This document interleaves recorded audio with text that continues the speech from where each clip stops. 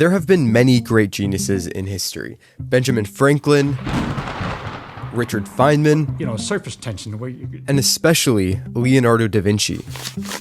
But there's one key difference about the men that I just named, and that's that they went above and beyond in their fields, not because of school or because of a formal education, but these men were pure autodidacts. In case you're unfamiliar with the term, an autodidact is a person who is self-taught, meaning they have learned a subject or skill without the benefit of a formal education or teacher. Now, I've spent years studying the great people of history and reading the biographies over people who I believe were the greatest autodidacts of all time, meaning that they were able to use the knowledge and what they learned to actually change the world. Whether it was the Wright brothers making the very first airplane, or Newton inventing calculus, or Benjamin Franklin inventing the bifocal. After reading all of their biographies, I started to see these habits and these patterns emerge out of their lives. Habits that every great autodidact in history has followed and stuck to. And as it turns out, some of these habits and these sort of mental ways of thinking is exactly what you need to become an autodidact yourself. So in this video, we're going to go into 8 habits of some of the most autodidactic geniuses in history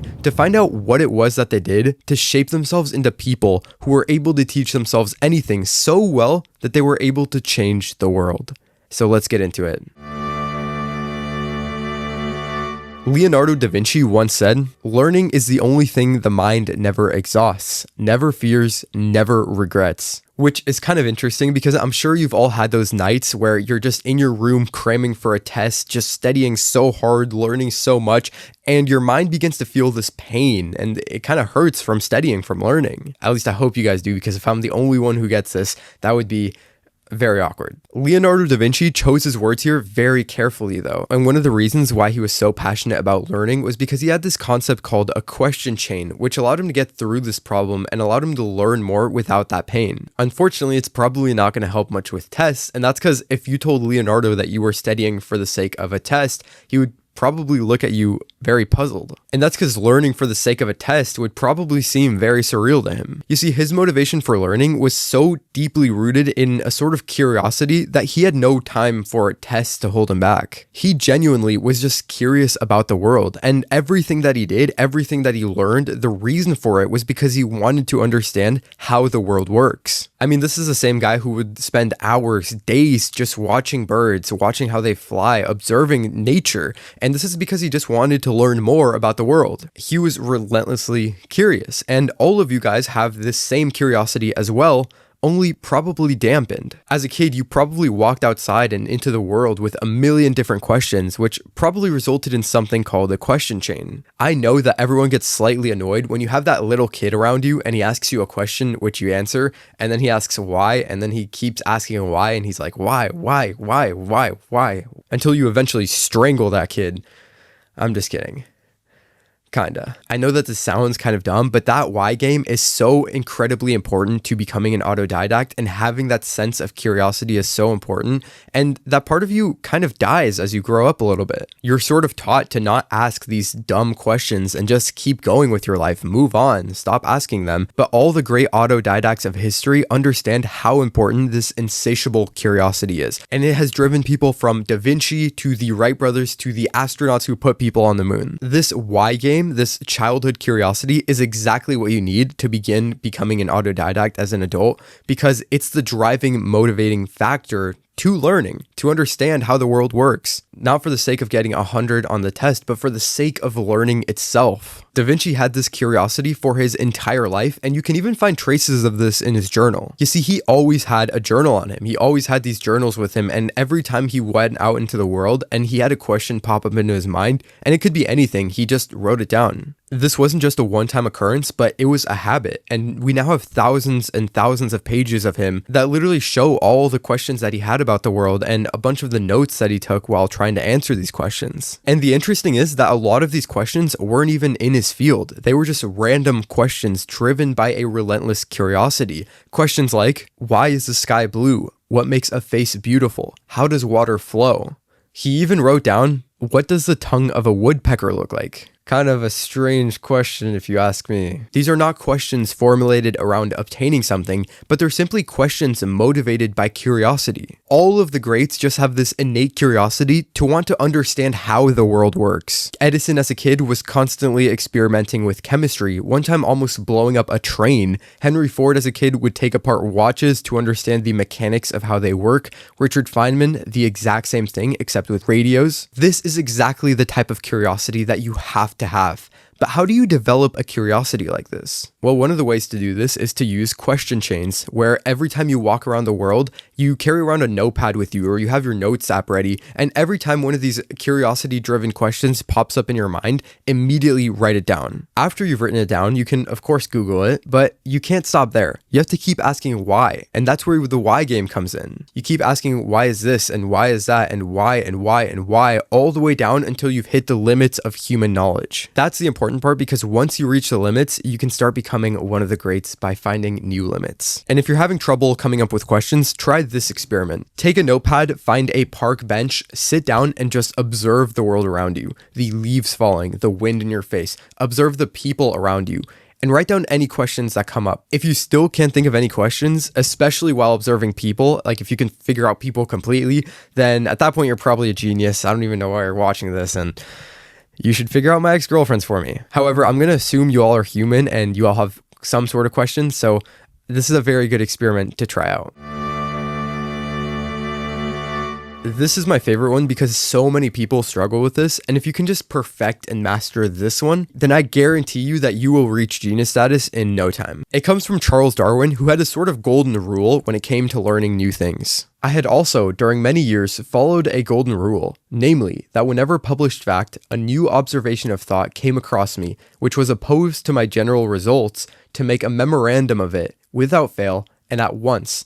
For I had found by experience that such facts and thoughts were far more apt to escape from the memory than favorable ones. This is unbelievably important. You see, we all have something in our minds called cognitive bias. Cognitive bias is kind of like a filtering system for what goes into your head, and its main purpose is to wire out anything that doesn't fit in with your current worldview or what you currently know about the world. For example, let's say you have a very strong belief that a stock is going to blow up and it's going to make you very rich. And now, let's say that a new report just came out and it's got a bunch of new information about the stock. What cognitive bias does is it will allow your mind to purposely filter out anything on that paper that doesn't align with your current worldview that stock is what's going to make you rich. Like when you read the paper, your mind will only see the good stuff and filter out the bad stuff, just so you can keep your belief that the stock is going to go up. This is why sometimes even really good investors make really bad decisions. I mean, remember GameStop? I definitely do. What Darwin was pretty much saying to do is that whenever you come into this sort of situation, you have to put more value on the fact that you disagree with simply because you disagree with that fact. Since your mind is already trying to throw out that fact, if you give it extra importance, it'll sort of balance things out. And Charles Darwin used this in his own life. When he first was developing his theory of evolutions, there was all sorts of contradictions with his current worldview. He was very Christian at the time, and the church had always taught that humans came from the first humans, which were created about 6,000 years ago. But here Darwin was forced to face the fact that humans might have come from apes and evolved over millions and millions of years. His new belief didn't fit in with his old belief, and so he had to give more importance to that new belief for it to actually have a place in his mind. And because he gave importance to that new belief, he was able to mark his name in history with this new discovery. The only habit I can really give you for this point is to sort of just notice this filtering system play out throughout your day. A really easy way to do this is just to think of politics. If you're a conservative, then every time you see a fact that points to the liberal side of things, just give extra importance to it. And if you're a liberal, then vice versa. This is not only going to help you see the other side of things and kind of see the world through someone else's point of view, but it's also going to help you teach yourself because you're teaching yourself about the actual reality rather than the reality that you've built up in your head. If you're filtering out information that doesn't fit in with what you already know, then you'll never discover what you don't know. Kind of paradoxical, that one. But I mean, it makes sense. In order to believe something new, then you have to let an old belief die. And I'm going to leave this point off with a Michael Faraday quote. I will simply express my strong belief that point of self-education, which consists in teaching the mind to resist its desires and inclinations until they are proved to be right, is the most important of all. Not only in things of natural philosophy, but in every department of daily life.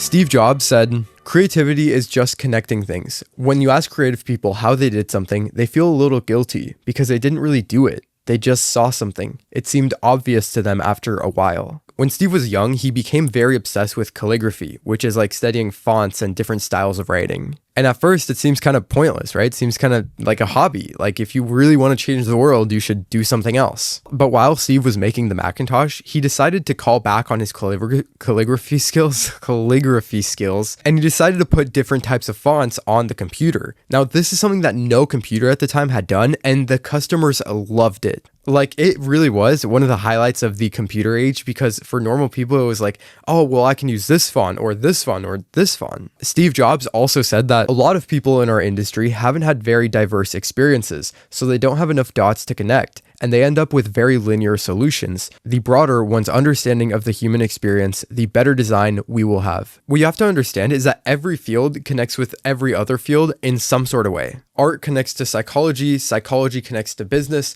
business connects to biology, biology connects to whatever, and so on. Going back to Leonardo da Vinci, he said that, "Realize that everything connects to everything else." And he truly showed us that in his own life. He didn't separate any of his fields at all. He studied the biology of birds for a long time, and because of this, he was able to make a lot of advancements in flying. But he was also able to design the earliest version of a helicopter.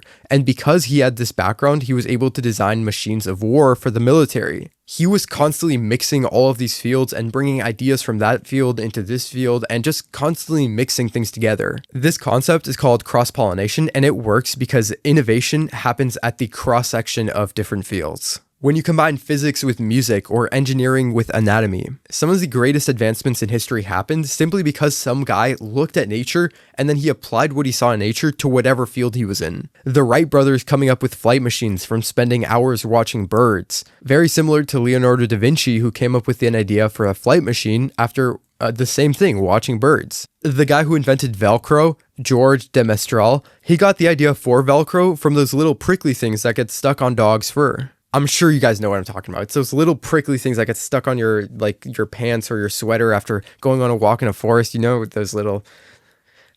Never mind. I'm 0 for 2 in this video on relatability. It's fine. The point is that you need to take different ideas from different fields and mix them together to create something new. You can think of this like a painting palette. You might have the colors blue and yellow, and you can make a great painting, but you will never know about the color green until you mix them together. Experience keeps a dear school, but fools will learn in no other. Benjamin Franklin is probably one of the greatest autodidacts of all time. One of the reasons for this was because he was very introspective. He was constantly writing. And he had this habit where every day he would do a daily reflection. And on the right side of the page, he would write down his schedule for the day. And on the left side of the page, he would write down 2 questions. The first was, what good shall I do today? And the second was, what good have I done today? One of the biggest problems in today's society is, weirdly enough, that there's too much. There's simply too much content out there. And so a lot of times we consume and we consume and we consume, but we don't even learn anything. And so it's very helpful to have a system in place where you can actually see your progress in front of you. And there's 2 main benefits to this. The first is that it allows you to track yourself and see if you're actually making progress. Michael Faraday, while doing experiments in his lab, would literally write down everything in this little journal. Every experiment, every failure, and if it failed, he would write down what he would do next time. The system allowed him to not just have something in front of him that told him why he failed and how he could not repeat those failures, but it also gave him a way to track his progress. Every experiment, he learned something, he tracked it, and then he tried something new the next time. Learning is not intaking information, but it's a change in behavior after intaking information. This is super important. Benjamin Franklin had his daily reflections right next to his schedule so that when he reflected on his day, he could try new things and he could change his schedule the next day. Michael Faraday had that little notebook because every time he ran through an experiment, he would try something new the next time, and he would document his failures in the little notebook. This is probably the main benefit, but the second benefit is that it also keeps you consistent. Some of the most original ideas that humans have ever come up with were years in the making. It took Einstein 8 years to come up with general relativity after he published special relativity. It took 10 years from when Christopher Nolan had the idea for Inception until he actually made the movie. It took 20 years before Darwin published his theory of evolution. But the thing that's the same about all of these men is that they were all incredibly consistent. They continued to perfect their craft until it was time to actually take action, and having something to track your progress that documents your work is sort of something that will also keep you accountable and consistent. The great author Dostoevsky said, "Through error, you come to the truth. You never reach any truth without making 14 mistakes, and very likely 114. In 1849, Dostoevsky was arrested for criticizing the Russian monarchy, and he was thrown in prison. And when I say prison, I don't just mean like prison, but this was Russian prison. In 1849, like ice cold winters, being forced into labor and constant starvation around you. But instead of letting prison break him mentally, he sort of used it as a school, as a way to teach himself. He was constantly observing and studying the people around him, the criminals, the peasants, the soldiers, just constantly watching each of their psychology. And because he was constantly watching these people, constantly studying, learning even, he was using this prison as a school. He was able to get such a great grasp on psychology that he was able to write two of the most greatest books I've ever read, Crime and Punishment and The Brothers Karamazov. You should definitely give these a read. This is my favorite book. I'm going to put it in the description. Please read these. Moving on though, it's kind of weird because a lot of other authors also have this similar experience. Viktor Frankl spent time in a concentration camp, Miguel de Cervantes was captured by pirates, and Solzhenitsyn was in a Soviet labor camp. So first off, I'm not telling you to go cross enemy lines and get captured and spend time in a camp or something, but the lesson here is to learn from experience. All of these authors were able to write so well simply because they were able to capture the human experience, and they were able to capture the human experience because they learned from their own experience. The greatest autodidacts of their time are constantly looking to learn from everything, to extract any information out of anything and anyone. You can sort of split this into two parallels. You can kind of walk around passively, just getting by, moseying through the world, or you can constantly have this conqueror's mindset, constantly be looking to extract more. Learn more from whoever you can about whatever you can. And you eventually come to this realization that you can learn from everyone. Every single person has a completely different experience from you. And so even just getting in their mindset, learning from their point of view, from their experience is definitely valuable. And it's something that all the great autodidacts of history have done. If you don't keep learning, other people will pass you by. Temperament alone won't do it. You need a lot of curiosity. All right, Inversion Principle. Got it from this Charlie Munger biography. Definitely recommend it. Also link in description. Charlie Munger was Warren Buffett's business partner, and they built Berkshire Hathaway together, which has over $1 trillion in assets under management, which is just insane. But Charlie had this principle called the Inversion Principle, where it's pretty much inversing everything around you. Charlie would always say, inverse, always inverse. For example, let's say you're studying engineering and you're tasked with building a bridge. Instead of looking to what you should do while building a bridge, which you should probably do as well, by the way, but you should also look at what to not do when building a bridge. Ask yourself, what do I not want to do when building a bridge? This is actually exactly what Andrew Carnegie did in his life, where he was tasked with building a bridge. And instead of asking himself, what are other people doing to build a bridge? He asked himself, what is wrong with other bridges? And he ended up finding out that the iron that they used to build other bridges was cracking under the intense pressure. And so instead of using iron for his bridges, he ended up using steel, which started him on the path to becoming the great steel magnate that he was. I got the story from his autobiography, by the way. Also a good read. Charlie Munger also used this a lot when he was deciding what companies to invest in. On top of asking himself, what are the good companies doing right? He more so focused on the question, what are the companies that are failing doing bad, and how can I avoid those? When you're learning, when you're studying, sometimes it just helps to ask yourself the inverse of the question that you're currently asking. So if you're ever stuck on something or you feel sort of stagnant, it might just help you to invert it. Inverse, always inverse. Great quote from a great man.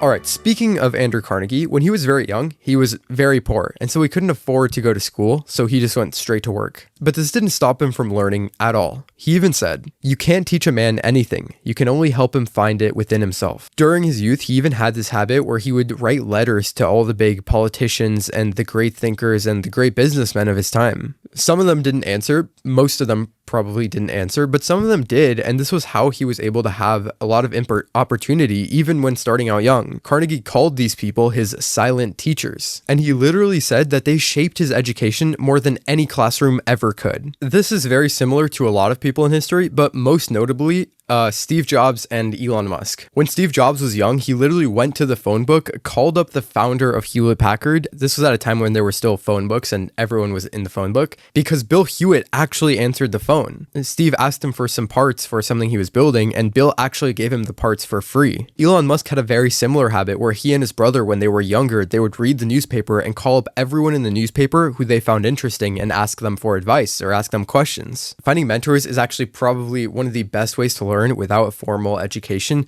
because they can give you active feedback on what you're currently working on. Of course, you can go through trial and error, but the point of a mentor is to speed the process up completely. This is actually why I think it's so important to read biographies, because it literally encapsulates the entire wisdom of a lifetime and it puts it all into a single book. By the way, those two stories came from Walter Isaacson's Steve Jobs and Walter Isaacson's Elon Musk. Anyways, I could really talk about biographies for days, but the point is that it's helpful to find mentors and see if you can shadow them or ask them questions. The problem with mentors today is that people try to get mentors without offering anything in return. In order to get a mentor, you have to put in some work. You have to show that you're actually putting in the work on learning that subject. And once you've actually gone further on learning the subject, then they'll see that you're actually passionate about it and that you actually want to do it. And so they'll be more likely to mentor you. If they're able to see that you're actually passionate about what you're learning and that you're actually putting in the work, then it's kind of hard not to want to mentor that person.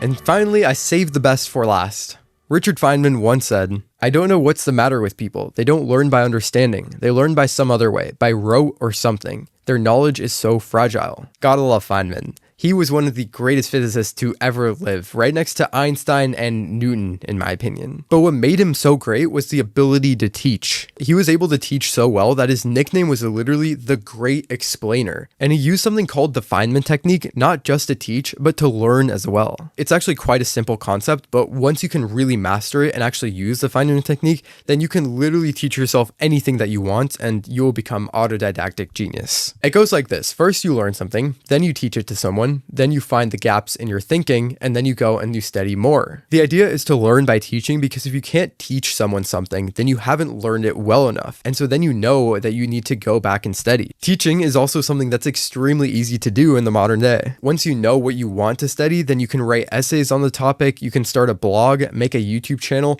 and people will begin to immediately give you feedback. The Feynman Technique is probably the best habit to develop while you're becoming an autodidact, because it not only teaches you anything that you want to know extremely fast, but it also exposes the holes in your thinking and it exposes what you don't know. Because when you're teaching, other people will expose the holes in your teaching. Then you don't have to guess what you don't know, but others will literally point it out for you. All of these habits take time to really incorporate in your life, but once you master them, you will begin learning at a pace that you've never learned before. And the reason I didn't stick too much on the Feynman Technique was because I actually made a whole video on it, which you can check out right there. See you guys.